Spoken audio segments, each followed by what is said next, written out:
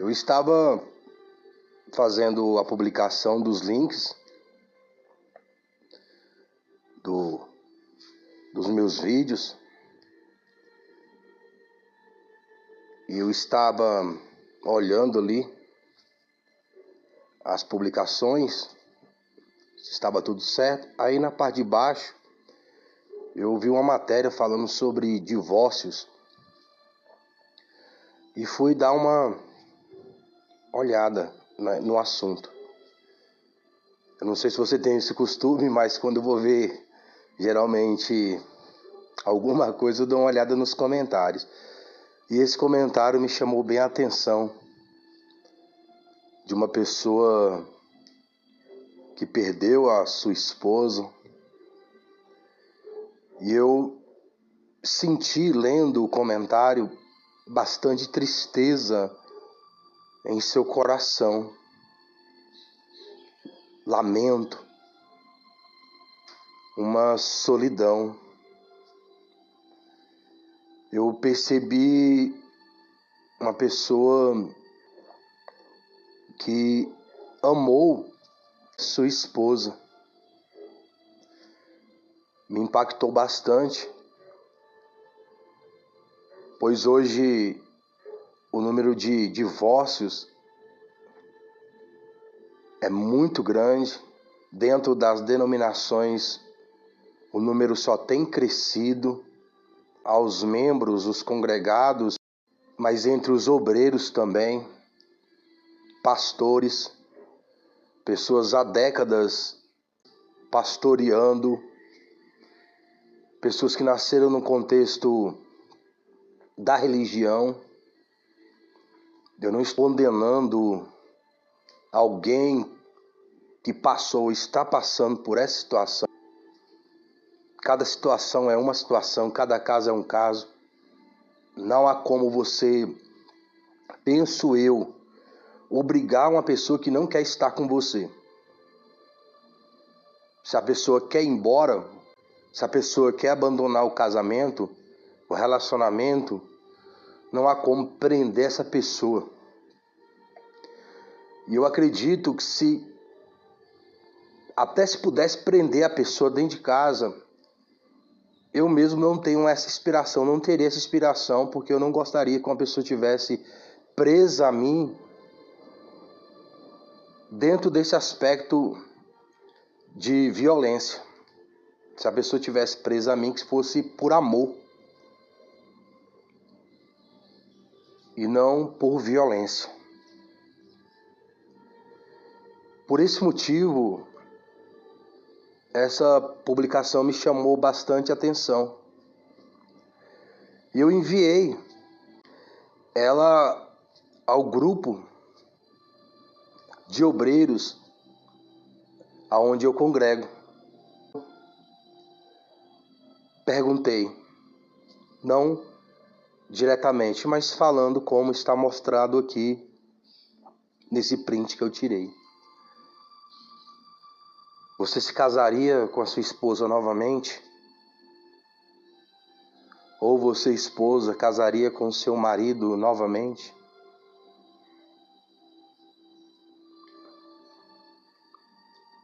Eu penso que algumas pessoas, como eu coloquei aqui, nem dariam um oi. Porque não é só o fato do divórcio.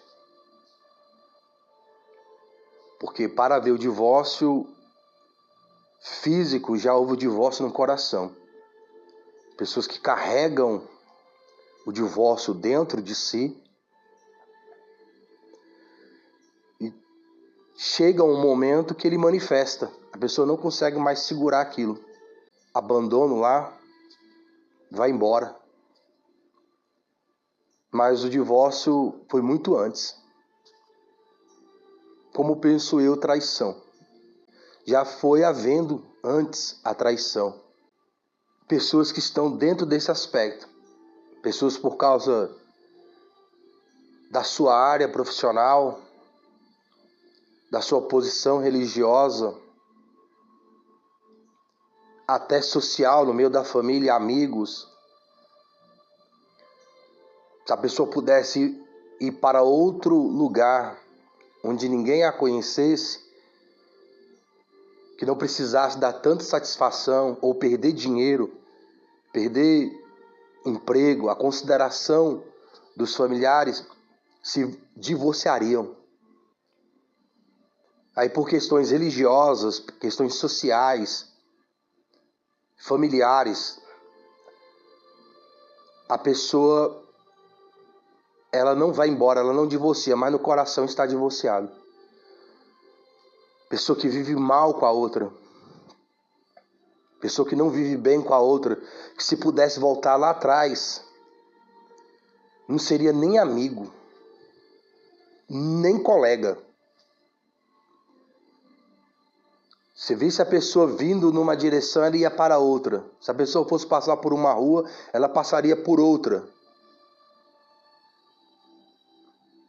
E quando esse homem se faz essa declaração, sentado, olhando para sua esposa,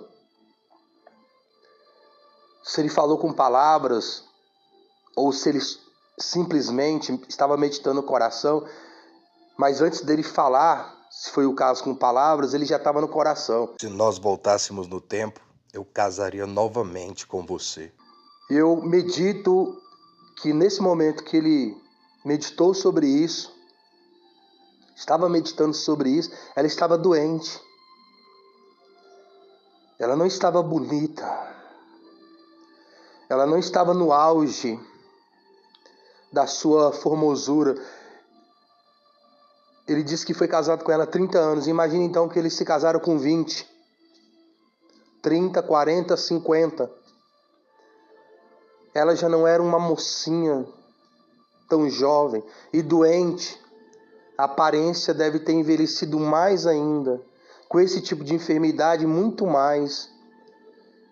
E muito mais com todo o problema que uma pessoa nessa situação tem. Eu imagino ela sem a beleza, sem a formosura, sem a juventude, sem a mocidade, como que definhando. Ele sentado no sofá e falando consigo mesmo, ou mesmo a ela. Se nós voltássemos no tempo, eu casaria novamente com você. Eu particularmente acredito que, se não for para ter uma experiência como essa, seria melhor não se casar. Se for para estar com uma pessoa que, ao passar do tempo, você olhar para aquela pessoa, e se você pudesse voltar no tempo, e você não casasse com ela novamente, não tivesse esse sentimento, esse amor verdadeiro, eu acredito que melhor é ficar solteiro. A Bíblia fala que aquele que é solteiro cuida das coisas do Senhor. E aquele que é casado cuida das coisas de como agradar o outro. Mas ambos devem estar agradando a Deus, sobretudo. E o que agrada a Deus dentro de um casamento é o amor e o respeito que um deve ter pelo outro. Deve ser um reflexo da sua comunhão com Deus. O amor e respeito que você tem a Deus, que a pessoa tem a Deus, deva se refletir no companheiro ou na companheira. Eu não sei se esse homem aqui tem Cristo como único Senhor e Salvador. Tem pessoas que nem acreditam em Deus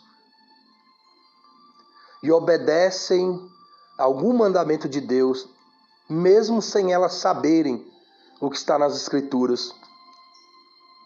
E são abençoadas por isso, seus filhos, seus netos, aqui na terra. E há pessoas que têm Cristo como único Senhor e Salvador, têm um entendimento intelectual, quem sabe até espiritual, de uma revelação, mas não obedecem o mandamento de Deus. e a bênção do Senhor é para quem obedece. Essa é a graça de Deus. Todos podem ser abençoados em obedecer o Senhor, em ter uma atitude que agrada a Deus.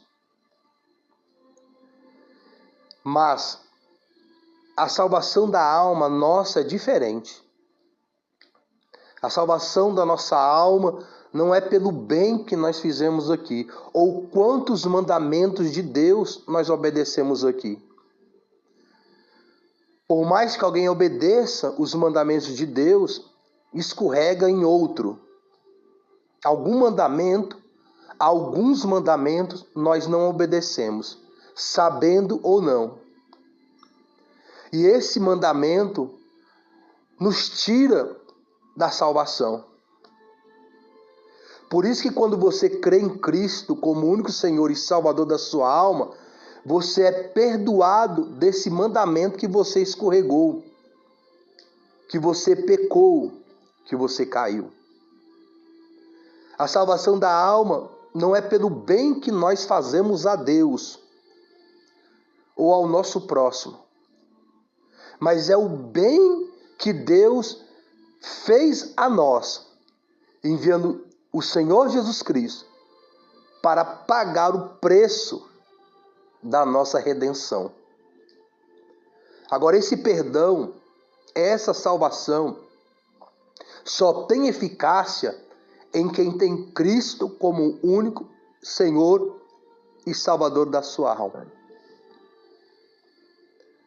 No céu vão chegar os perdoados e os não perdoados. Os perdoados foram que obedeceram esse mandamento.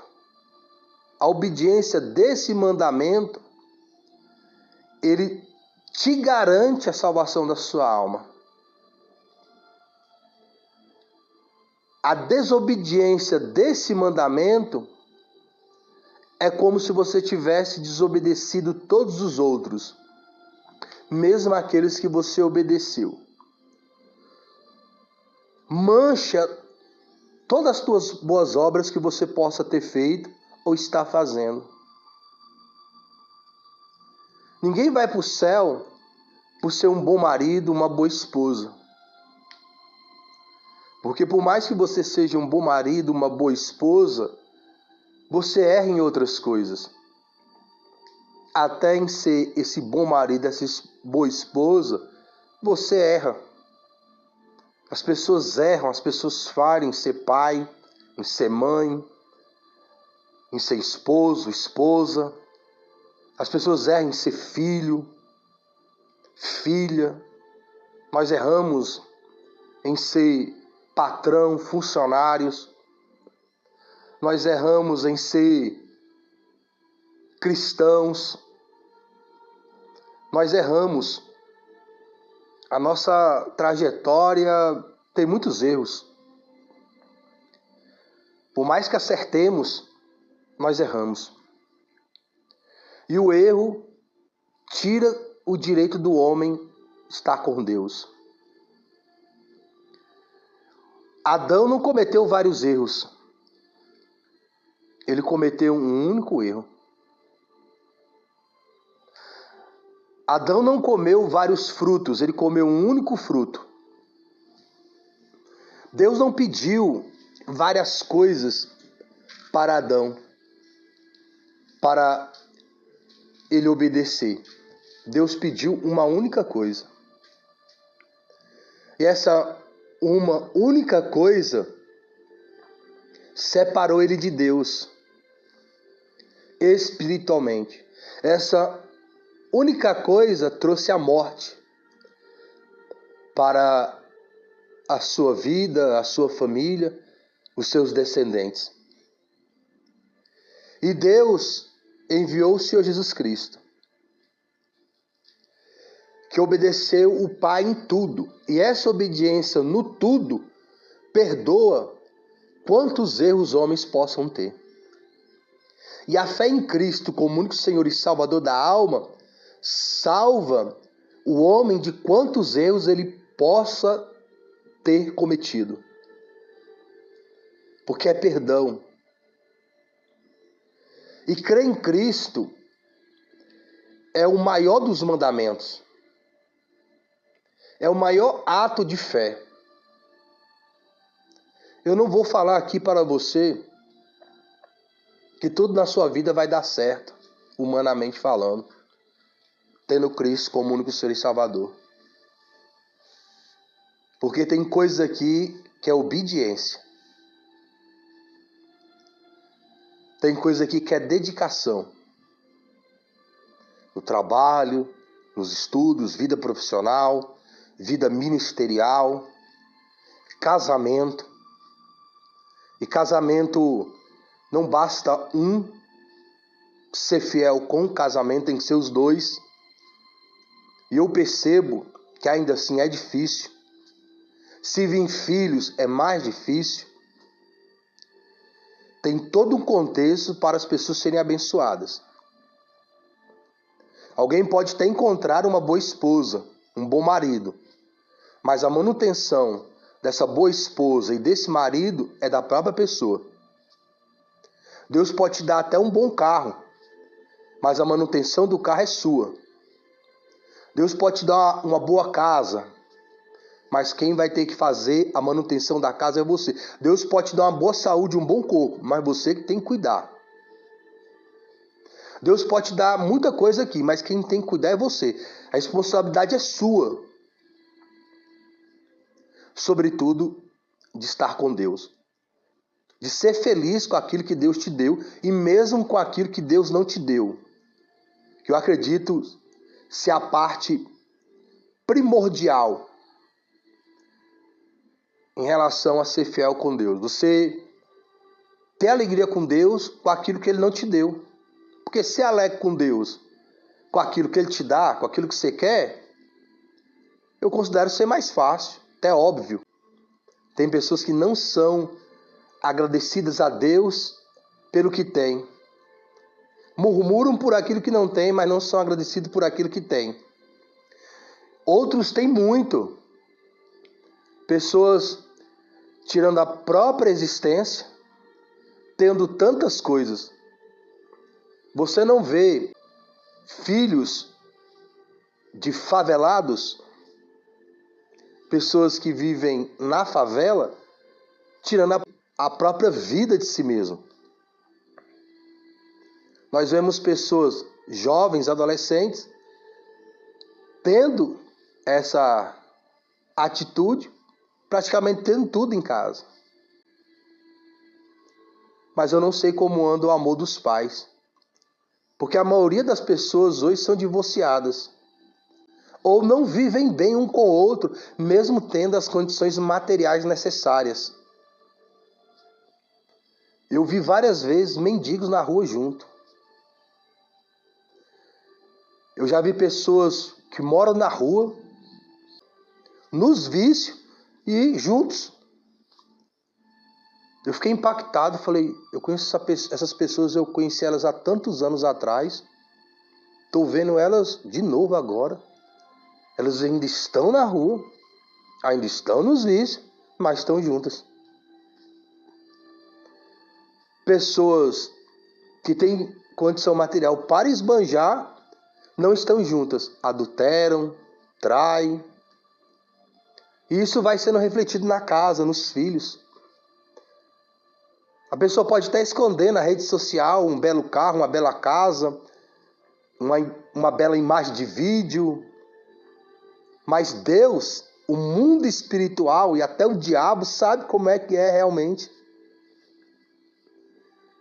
Amar nunca foi uma coisa fácil. Amar de verdade sempre foi difícil. Um homem que, ao olhar a sua companheira, mesmo em uma situação de enfermidade e doença, e meditar. Se nós voltássemos no tempo, eu casaria novamente com você. Eu não vou falar que herança financeira não tem o seu lugar. mas eu acredito fervorosamente que a maior herança